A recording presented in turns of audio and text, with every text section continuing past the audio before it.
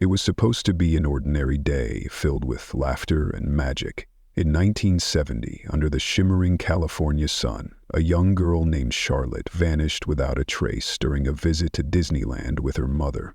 One moment she was gleefully posing for pictures beside a giant, smiling costume character. The next, she had disappeared into the sea of guests, swallowed by the crowd as if she had never been there at all. Her mother's screams were lost among the noise, and in an instant, a joyful outing became a living nightmare. Years passed, leads dried up, tips became fewer, then none. Despite relentless efforts, flyers, news segments, interviews, private investigators, the case was never solved. Charlotte became just another face on a missing child poster, her story fading into the folds of forgotten tragedies. Until 2 decades later, fate stirred again. Torrential rains battered Southern California, triggering floods that tore through forgotten places. And it was then, as the floodwaters receded and exposed the earth's hidden wounds, that a farmer stumbled upon something chilling. Buried in a dry, cracked sewer channel not far from Disneyland's bright facade, he unearthed a storage case. Its metal hinges rusted, its fabric discolored with time. Inside was something that stole the breath from his lungs. A child's dress, delicate and faded, folded beside a tattered character costume. Miles away, the dawn's first light pushed timidly through the sheer curtains of a modest apartment in Buena Park. The once white walls of Marilyn Halberg's home now wore the yellow tint of grief, stained by decades of sorrow. The linoleum floor bore the footprints of restless pacing. A heavy thud from next door jolted her awake, followed by the scraping of furniture and muffled voices. Someone new had moved in, and she sat up slowly, the springs of her narrow bed groaning beneath her. The weight in her chest had grown heavier over the years, not physical, but something far worse. It wasn't the noise that disturbed her, not really. It was what the sounds symbolized. Life continuing without her, people daring to begin again while she remained anchored to a single moment, frozen in time. Her mind, without permission, wandered back to that day. Disneyland, laughter, the smell of popcorn in the air, Charlotte's tiny hand clutching hers. And then, nothing. She once had a house, a real one, with a yard and laughter echoing through the halls, but the search for Charlotte had drained more than just her bank account. It had hollowed out her soul. The house became a tomb of memories too painful to bear. Moving to this apartment had been an act of survival, not healing. Yet even here the past found her. Every blonde-haired girl on the street pulled her heart into a spiral of hope and devastation. She stood, legs stiff from age and sorrow, and made her way toward the bathroom, telling herself she'd meet the new neighbors, try, at least, to be normal for a day. But just as she reached the doorway, the shrill ring of her phone shattered the silence. Her eyes flicked to the caller ID. Detective Nolan Barea. Her heart stuttered. She hadn't heard from him in months. With a trembling hand, she picked up the receiver. "Marilyn, it's Nolan," he said, voice steady but heavy. "I need you to sit down." She obeyed, sinking onto the edge of her bed, bracing for pain. "What is it?" she asked, her voice already fragile. "We found something," he said. "Something related to Charlotte's case." The air left her lungs. "No, Nolan," she whispered, shaking her head. "Don't do this. Every time it's a false hope. I can't survive another one." "This is different," he insisted gently. "A farmer found a suitcase in a dried sewer near the park. Inside was a character costume and a little girl's dress. Marilyn, it matches the one Charlotte wore that day." Her blood turned cold. Her grip tightened around the phone until her knuckles blanched. A dress?" she managed to say. "Yes. But we need you to confirm it's hers. An officer is on the way to pick you up. Can you be ready in 15 minutes? The word came out as a whisper. "Yes." As she hung up the phone, a strange clarity surged through her. For the first time in years, she moved with purpose. She dressed quickly, slacks, a blouse, wrinkled but decent. Her eyes landed on an old Polaroid camera atop the dresser, untouched for decades. It was the same camera she had used at Disneyland.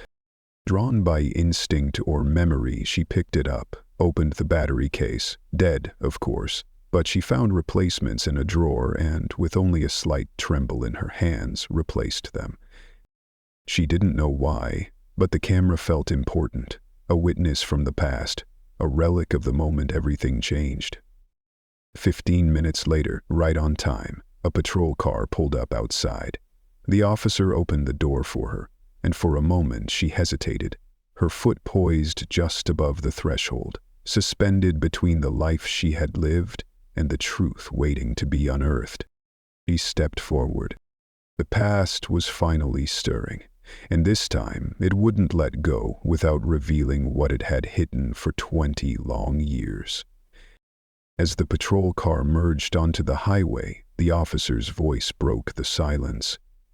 "The site's in Stanton," he said, glancing briefly at her through the rearview mirror. "Right near a dried-up sewer channel that runs just outside Disneyland's back perimeter." Marilyn's eyes widened, her heart clenching. "Stanton? That's barely a few miles away." Her voice trembled with the realization. She could have been that close all these years? The ride lasted only 10 minutes, but to Marilyn, it stretched into a slow, agonizing eternity. Every turn brought a new wave of memories. Streets she'd driven down looking for her daughter, parks where she had once shouted her name into the wind. And now they were driving back into that long-buried trauma, hoping to unearth truth rather than more pain. When they arrived, the area was already humming with controlled chaos. Yellow crime scene tape fluttered in the breeze, marking off a patch near the concrete channel.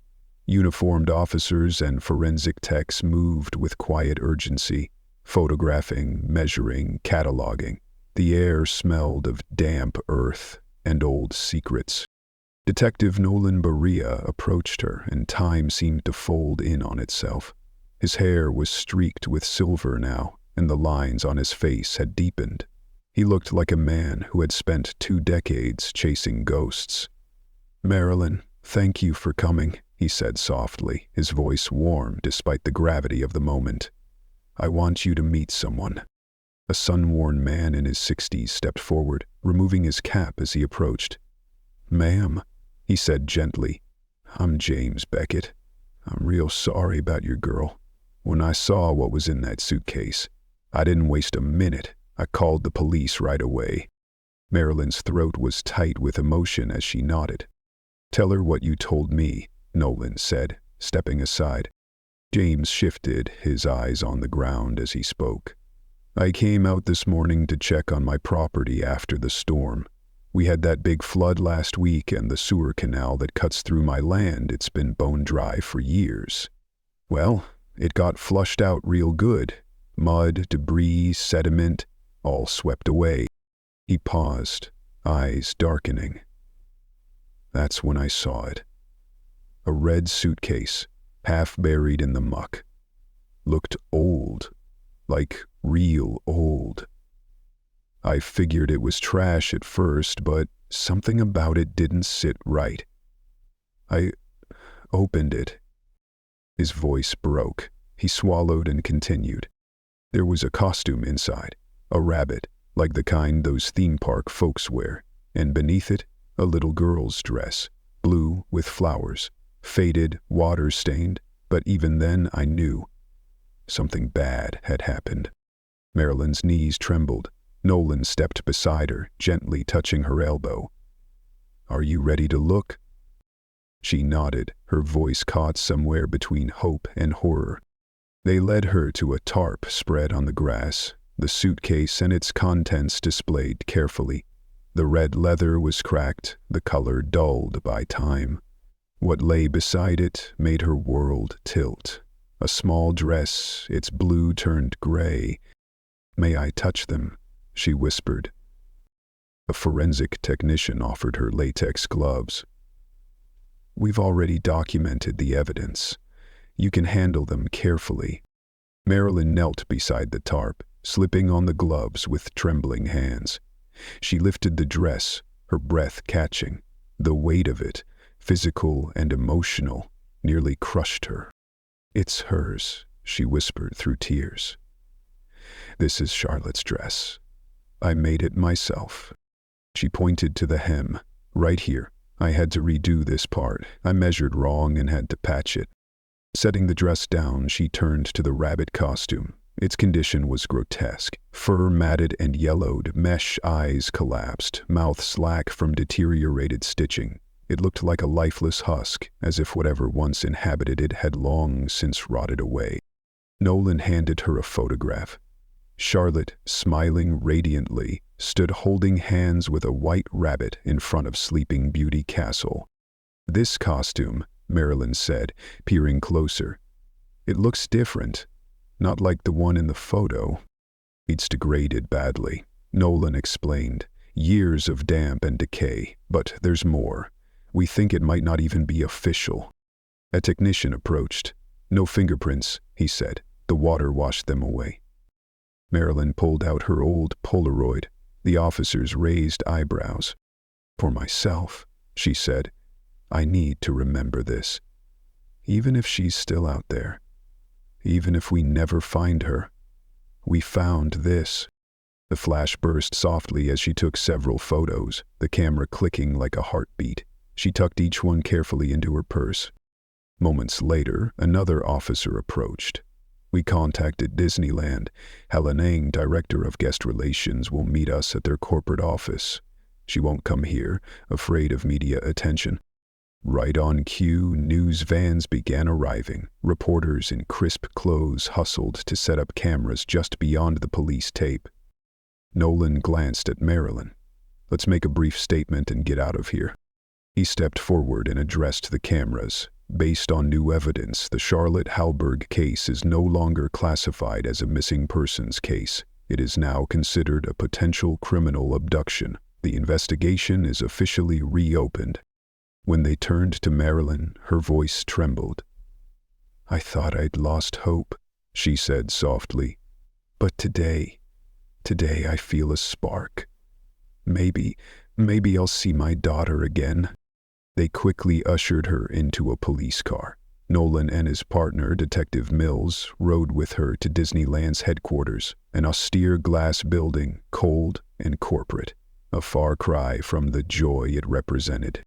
Inside, Helen Ang, impeccably dressed and visibly moved, greeted them. "Mrs. Halberg, I'm so sorry. We'll do everything in our power to help." She led them to a conference room where several Disney staff were already waiting. "This is our costume department supervisor, Gerald, and some of our senior operations staff." The forensic team brought in the evidence box. Gerald leaned over it, inspecting the costume piece by piece. "This isn't one of ours," he said flatly. "The stitching is hand-done. We use machine sewing for consistency." He compared it with authentic costume samples. Even Marilyn could see the differences. Ear shape, face structure, color scheme. "This isn't the White Rabbit," Gerald said, pointing.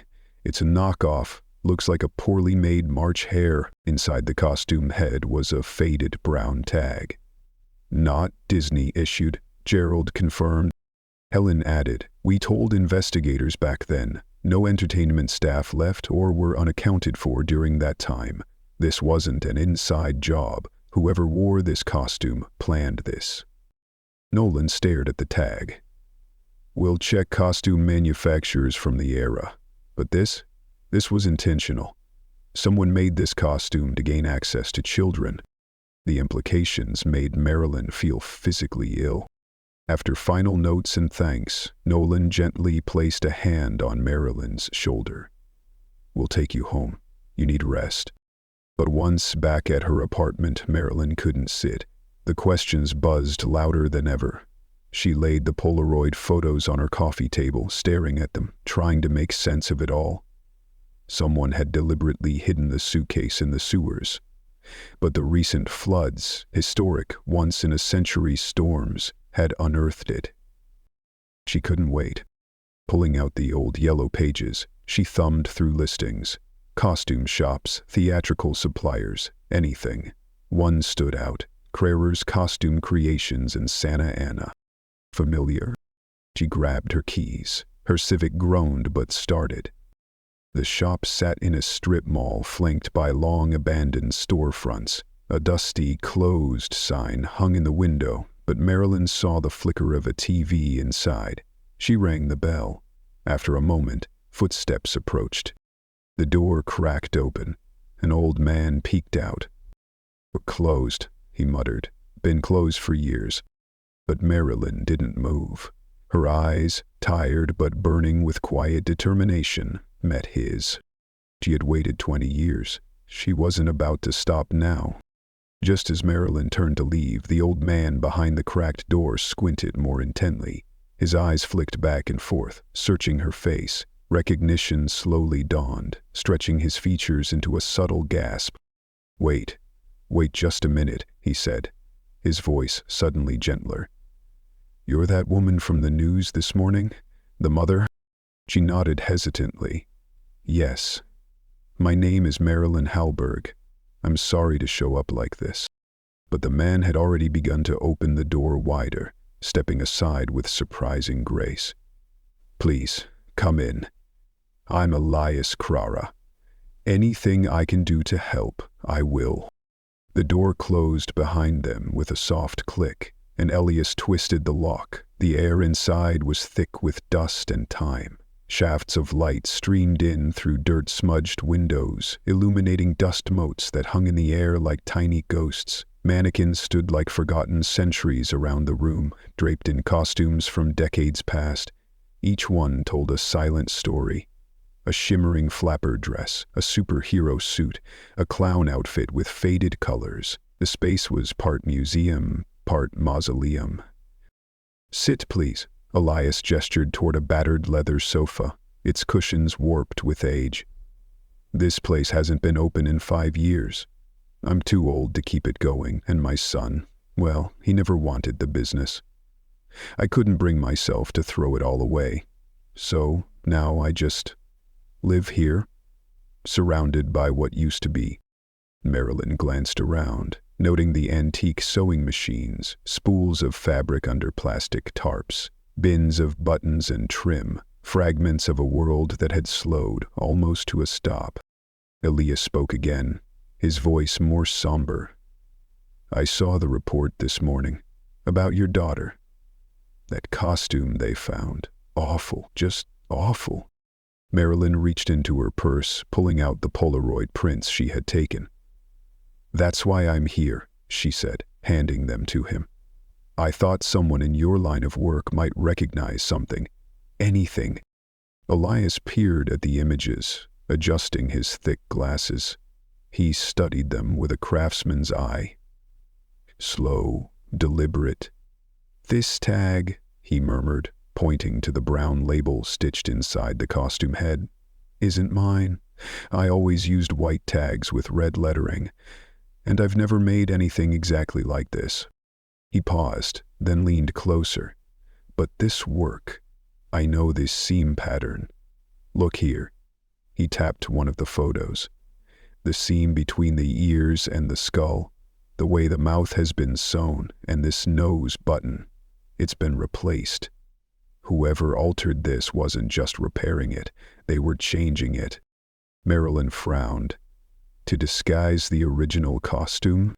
Not exactly, Elias said slowly.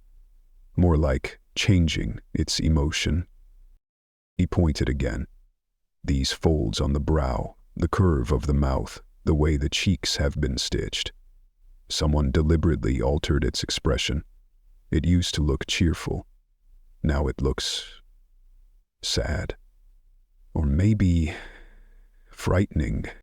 The chill that ran through Marilyn's spine seemed to echo in the room. Her thoughts turned dark. What kind of person would intentionally change a costume's expression to make it sinister? What would a child feel, seeing that thing emerge from a crowd? Before she could spiral further, Elias straightened suddenly, energy returning to his frame. "Wait here," he said, disappearing into the back of the store. Minutes passed. Then, from the shadows of the cluttered back room, he emerged, arms laden with odd items. A button nose that matched the one in the photo, a pair of round glasses, and a brittle, yellowed sketch. He placed them on the coffee table with care. "What's this?" Marilyn asked, eyes narrowing as she picked up the paper. "I just remembered," Elias said with rising excitement. "Years ago, someone came in with this sketch, wanted us to alter a costume to match it. I didn't do it myself, I had staff, but I remember these glasses and this button. When I saw them in your photo, it jogged something loose. And the sketch," Marilyn's breath caught. The drawing was nearly identical to the altered costume, every feature matched. The sagging mouth, the long cheeks, the solemn brow. "Do you have any records of who ordered this?" she asked, her voice urgent. Elias sighed, gesturing to the paper-filled corners of the room. "I threw most of the receipts out years ago. Termites, you know. But there might still be hope." He leaned forward, lowering his voice. "My son, Benjamin. He has OCD, diagnosed as a teenager, brilliant with computers. Before I closed up shop, he insisted on digitizing all our receipts into Lotus 123. I bought him a fancy computer, hoping he might turn it into something for himself." "Did he finish it?" Marilyn asked. "I don't know," Elias admitted. "There were so many receipts. But if anyone can find that order, it's him." He scribbled down an address. "He works mornings at Freshfield's grocery, just a few blocks away. Here, take the sketch. It might help him search." "Thank you," Marilyn said, emotion thick in her throat. "Would you also share your old staff contacts with the police?" "Of course," Elias said without hesitation. "Anything to help find your daughter." Back in her car, Marilyn placed the sketch gently on the passenger seat, her heart pounding with cautious hope. The name Benjamin Crera felt like a new thread in the unraveling mystery. She found the grocery store nestled in a modest strip center. Inside, it smelled like ripe peaches and freshly baked bread. She approached the front lanes, where a kind-faced cashier directed her to the stock aisles. She found him in the canned goods section, thin, tidy, moving with a precision that mirrored the data he once entered. A green apron hugged his frame, and his glasses reflected the overhead lights. "Benjamin Crera?" she asked. "Yes," he replied, standing straight. "Can I help you?" "My name is Marilyn Hallberg. I just came from your father's shop." His face shifted instantly, concerned. "Is he okay?" "He's fine," she smiled. "Actually, he's helping me, and he said you might be able to help too." Benjamin listened quietly as she explained. She noticed he didn't recognize her name. Clearly, he hadn't seen the news. "I'm looking for information about a costume alteration from years ago. Your father said you digitized all the records?" A spark of pride lit up his face. "Yes, every single receipt entered into Lotus 123. Took me almost 2 years. Would you be willing to check for something specific?" He glanced at his watch, precise to the second.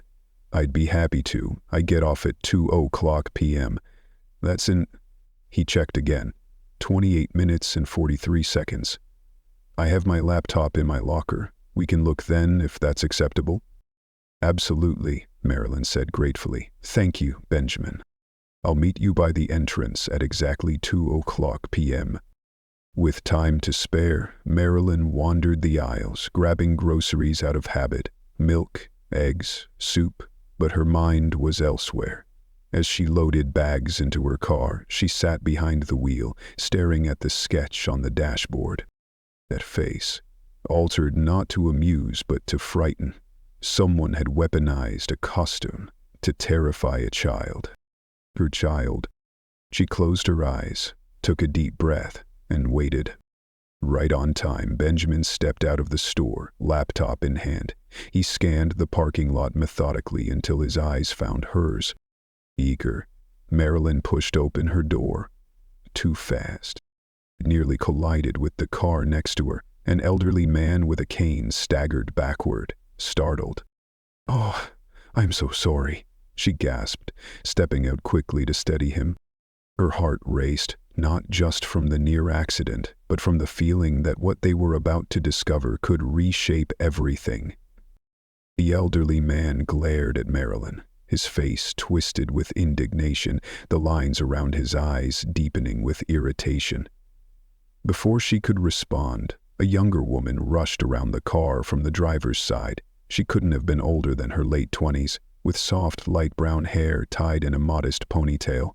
Her movements were quick but careful, laced with a daughter's practiced anxiety. "Papa, are you okay?" she asked, steadying him with both hands as he leaned heavily on his walking stick. "I'm fine," he muttered, brushing her off but glaring back at Marilyn. "Watch where you're going, lady. Or are those eyes just for decoration?" Marilyn recoiled at the bitterness in his tone. "I'm really sorry," she said sincerely, stepping back to allow them space. "Please, go ahead." She watched the woman gently guide her father toward the store's entrance. There was something striking about her, something familiar she couldn't quite place. Only once they'd disappeared inside did Marilyn turn her attention back to Benjamin, who was already waiting nearby, laptop bag slung awkwardly over one shoulder. "I apologize for the delay," he said, adjusting the strap. The device looked more like a briefcase than a computer, an old, clunky model from a time when portable still meant heavy. "Not at all," Marilyn replied warmly. "Where should we go?" Benjamin led her to a quiet seating area on the side of the store, where a wooden picnic table sat shaded by an overhanging tree. It was meant for deli customers, but in that moment it felt like an improvised command center for a mother chasing a thread of truth. "This may take a while," Benjamin warned, flipping open the laptop. The screen flickered to life with the glowing black and white interface of Lotus 123. "This database covers every transaction from 1965 through 1985. Marilyn nodded, showing him the sketch from Elias. "We're looking for anything involving a rabbit head costume alteration, dated around 1970. Benjamin studied the sketch. Then his fingers began their dance across the keyboard, setting search parameters by year, item type, and keywords. Rabbit, costume, alteration, head. Together, they leaned in as lines of data scrolled across the screen, each entry a possibility, each record a flicker of hope or disappointment. Time bent and blurred. The minutes turned into an hour. Marilyn's eyes burned from the strain, her hope thinning. Then Benjamin sat up straight. "Here," he said, voice taut with urgency. "Look at this."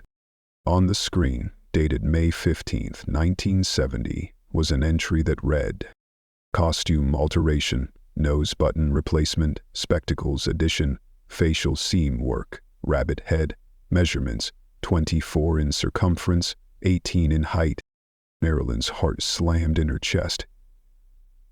"That's it." Benjamin scrolled to the customer field.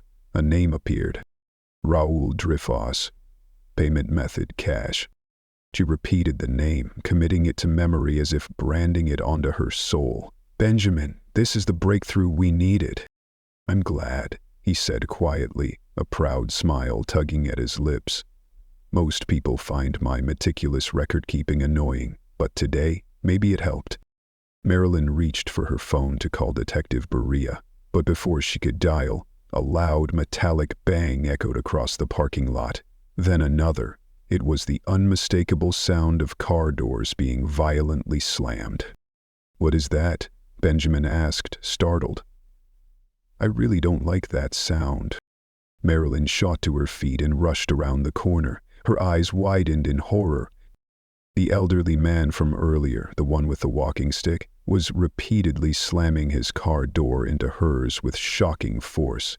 Between each slam, he jabbed her tire with his tripod, cane like it had wronged him. "Papa, stop!"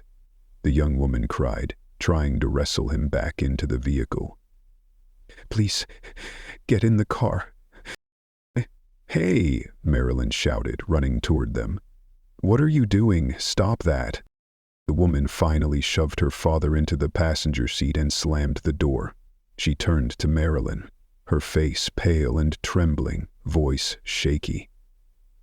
"I'm so sorry. He's not well." She fumbled to open her wallet. Her hands shook. "Please, let me pay for the damage." Marilyn saw the hesitation, the seconds it took for her to choose a bill. Her fingers hovered like someone who couldn't afford to be generous. Finally, she pulled out a worn $20.00 and thrust it toward Marilyn. "No, really, that's not necessary," Marilyn said, sensing the strain behind the woman's gesture. "It's okay." But the woman pressed the bill into her hand insistently. "Please," she whispered, tears glinting in her eyes.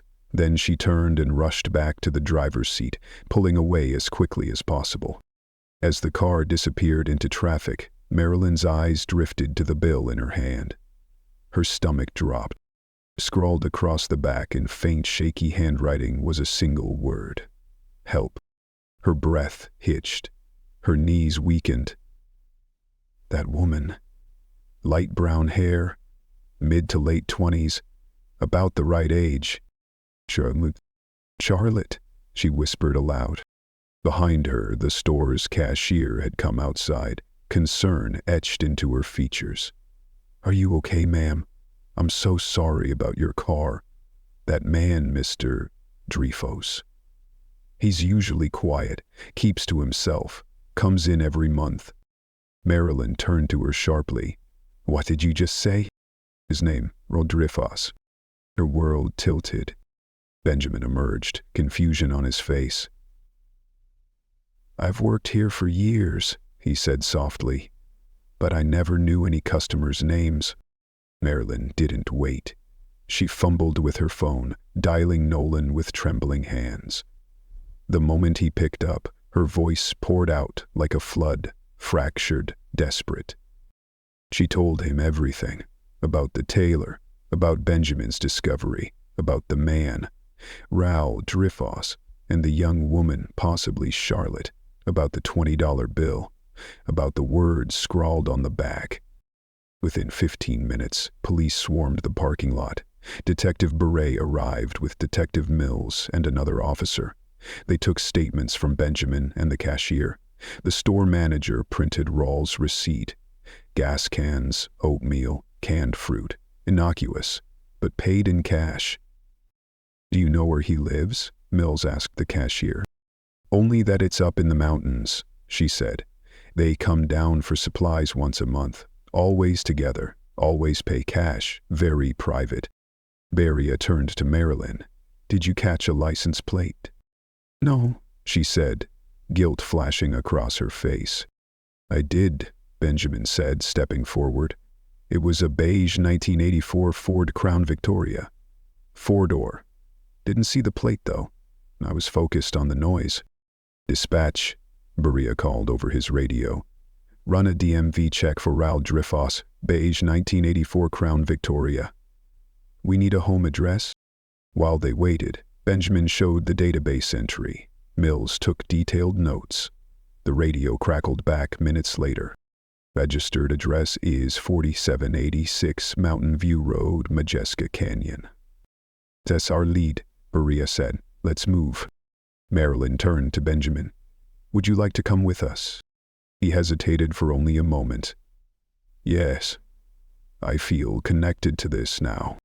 They followed the police into the mountains, the city fading behind them. The roads narrowed, twisting through thick oak woods and rocky passes. It felt like they were driving into the past.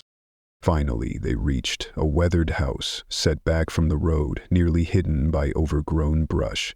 The windows were dark, no car in sight. The structure seemed abandoned, leaning slightly like it hadn't seen life in years. Detective Mills approached first. He called out, waited, then tested the door. It was locked.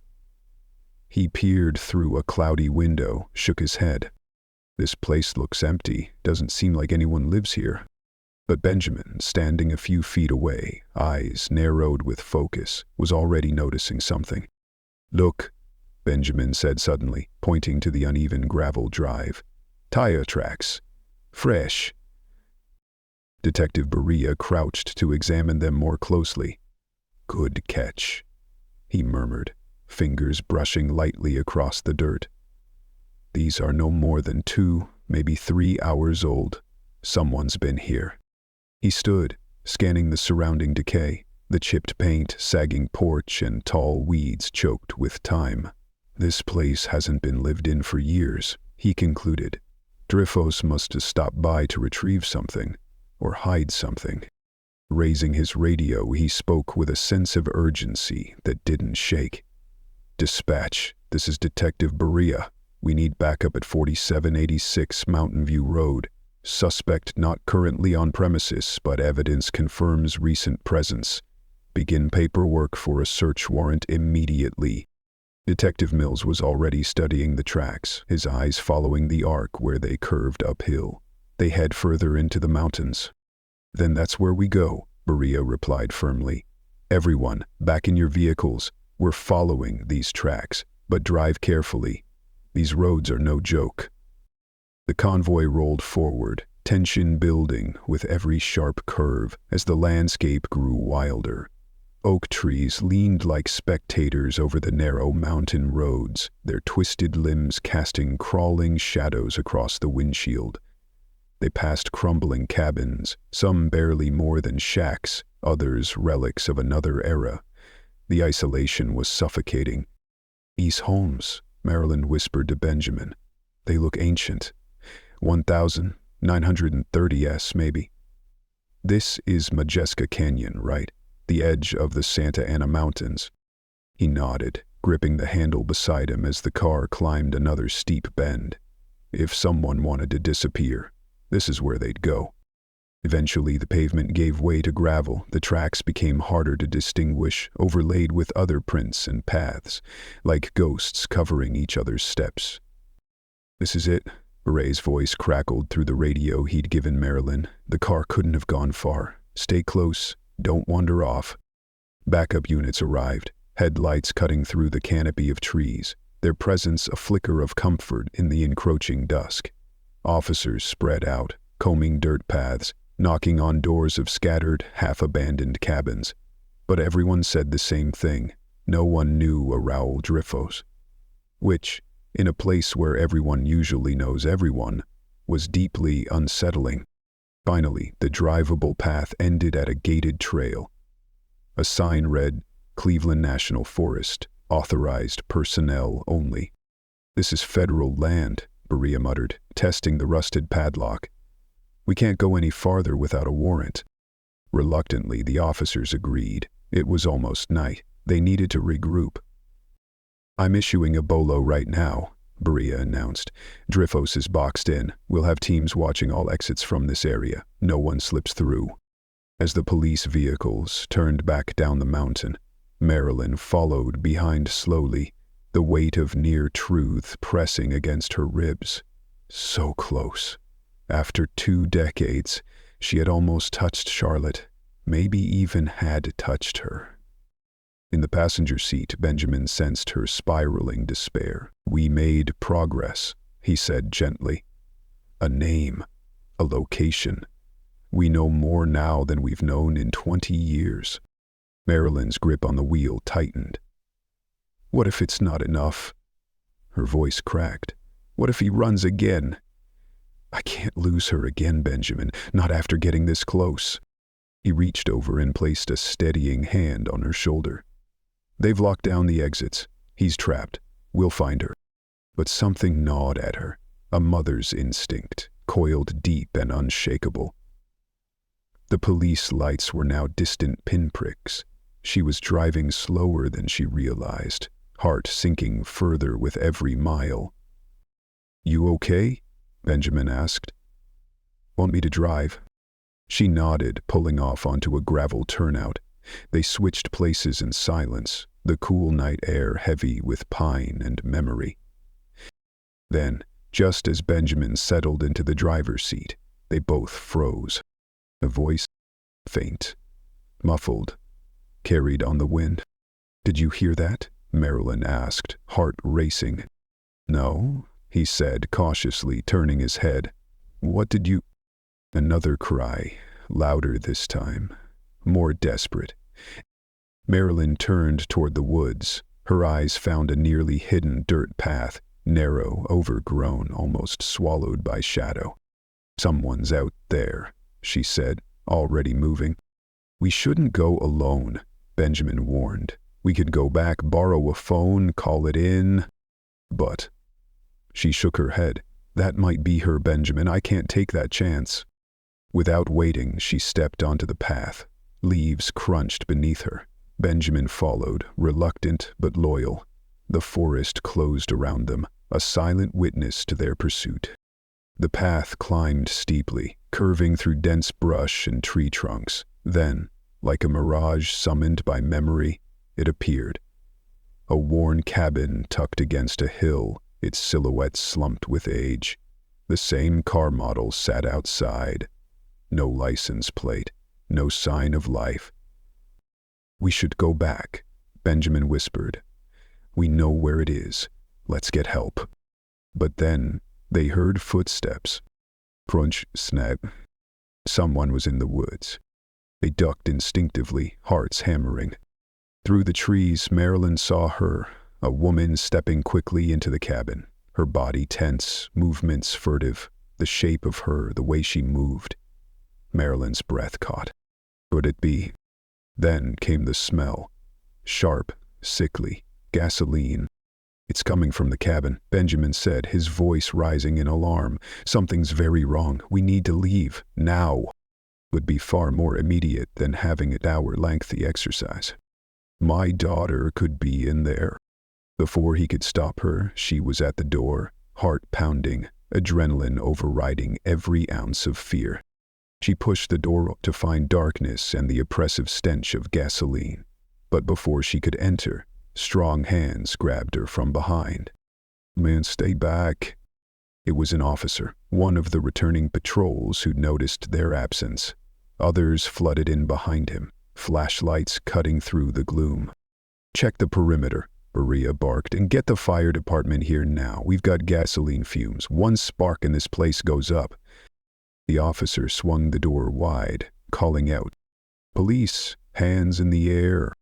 No weapon was drawn. Gasoline and gunfire were a fatal mix. From inside the cabin, a figure stepped forward, Raúl Dreyfus, calm, unshaken, as if he had been waiting.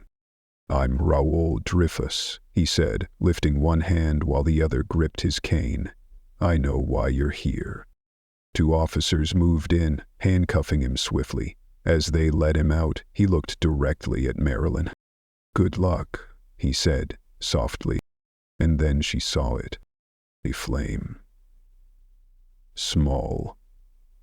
Crawling up gasoline-soaked rags near the fireplace, spreading like it had been waiting for oxygen.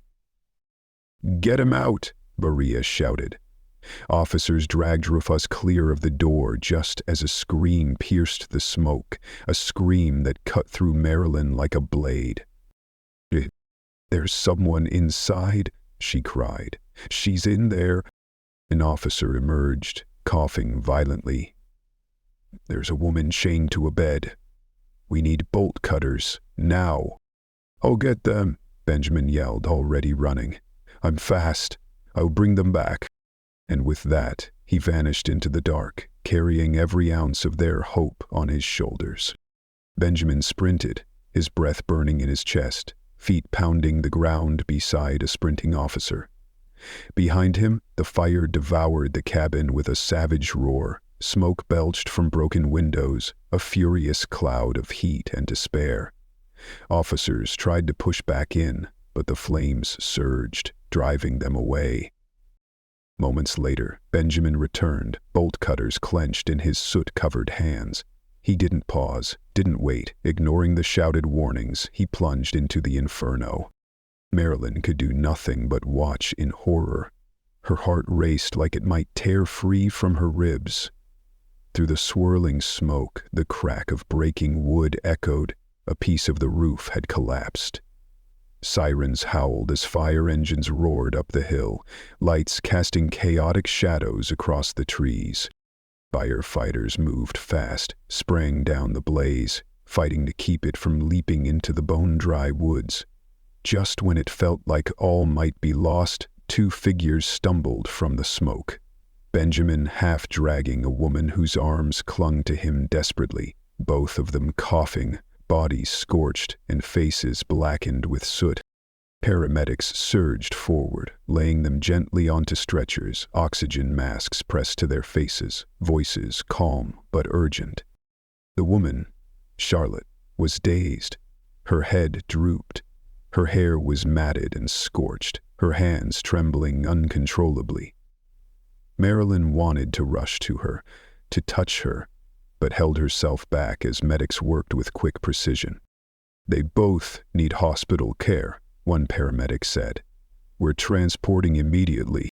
Detective Berea appeared beside Marilyn, face tense. "We'll talk more at the hospital. For now, you need to know, what you did was reckless. You could have gotten yourself or someone else killed." Marilyn turned to him, eyes brimming. "I'm sorry, truly, but you tell me, if this were your daughter, and after 20 years you had a real lead, would you have waited?" She looked at the burning wreckage. "If I had, she would have died in that cabin." On the gurney, Charlotte stirred. Her voice was fragile, almost shredded by smoke. "She's right," she whispered. "He saw the news. Raoul. He planned to burn us both. That's why we went for gas." She turned her head toward Marilyn, their eyes locked. "I saw you at the grocery store. I knew it was you. I wanted to scream. But then you came." A tear traced through the soot on her cheek. "Thank you, Mom." The word cracked the world open.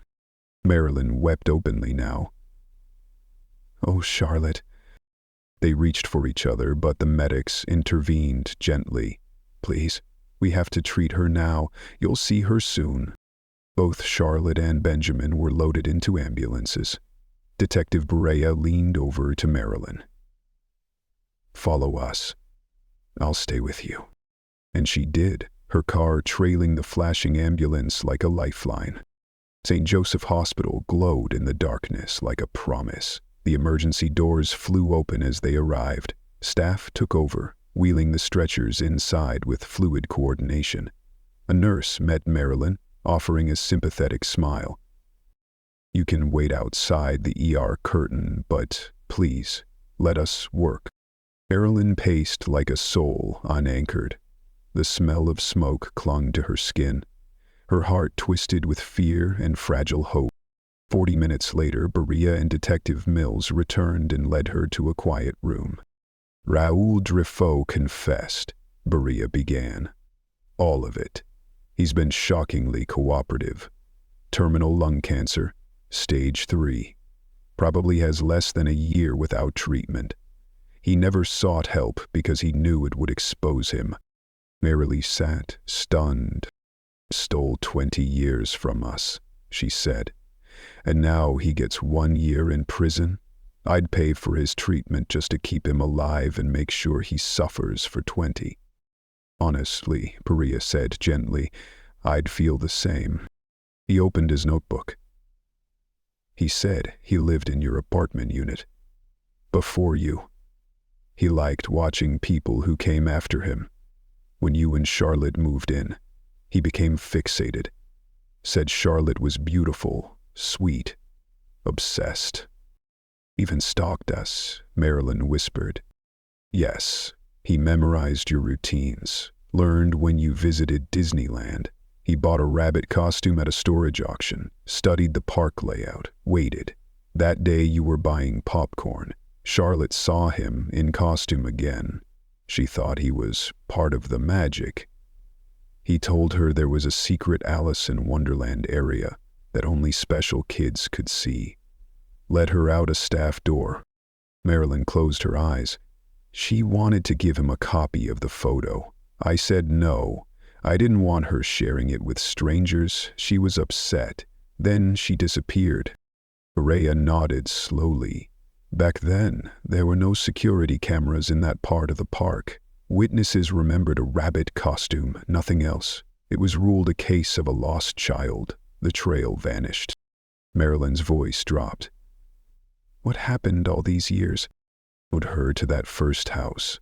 Told her you died. Said he was adopting her. Homeschooled her. When she turned 12, she saw a missing person flyer at the store.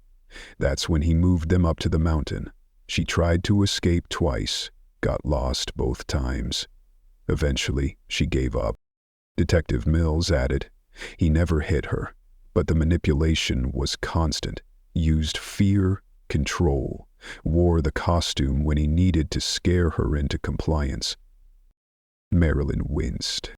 When we searched the cabin, we found adult care items. Oatmeal bowls by the bed. She was caring for him in his illness. When he saw the news, he panicked. Decided if he was dying, they both would. Was there abuse? Marilyn asked, barely able to speak. He denies it. Doctors are examining her now, but all signs suggest it was obsession and control, not sexual. Possession, not perversion. Marilyn nodded, numb. They walked down the hall and found Elias Krara outside Benjamin's room, hands twisting nervously. He's going to be okay, Elias said, tears in his eyes. Some burns, smoke inhalation, but stable. That boy, he saved someone's life tonight. Saved my daughter, Marilyn said, gripping the old man's hands. You both did. I'll never forget it. The doctor emerged in scrubs. You're Charlotte's mother? Yes. Benjamin has second-degree burns and minor lung damage. Charlotte's injuries are more serious, ankle burns where she was restrained, and significant throat damage from smoke, but both are stable. And I see her. For a moment. In Charlotte's room, she lay propped on pillows, oxygen tubes in her nose, bandages on her arms and legs. Her eyes lit up when she saw Marilyn. Mother, she rasped, I missed you so much. Marilyn gently took her hand. I never stopped looking. I wanted to come home, but I thought you were dead, he told me. Eventually, it was easier to believe it than to hope. How did you see the news? Berea asked gently. Once a year we cleaned the old house. He turned on the TV. This time, he saw you. Saw the report and snapped. That's why we went for gas. Why didn't you run? You had the chance. I pitied him. He was sick, weak. I thought maybe I could start over after he was gone. I just didn't know how. There's nothing to apologize for, Marilyn said. What you went through, that's called Stockholm Syndrome. It happens to victims. I know it. I lived it with your father. They visited Benjamin next. He sat upright in a wheelchair, arms bandaged. Elias never left his side. Charlotte, Marilyn said softly, this is Benjamin. And Elias. They're the reason we found you. Benjamin risked his life to bring you out. Charlotte looked at Benjamin with wonder. Thank you, she whispered. I'm just glad you're okay, he said, adjusting his glasses, flustered. A nurse entered. One photo, she smiled, noticing Marilyn's camera. Then rest. They gathered together, Charlotte in bed, Marilyn beside her, Benjamin in his wheelchair with Elias behind him. The nurse snapped the picture. As the Polaroid developed, Marilyn studied it. In a flood, the suitcase. A sketch. A record from an obsolete computer. In the hearts of people who refused to look away.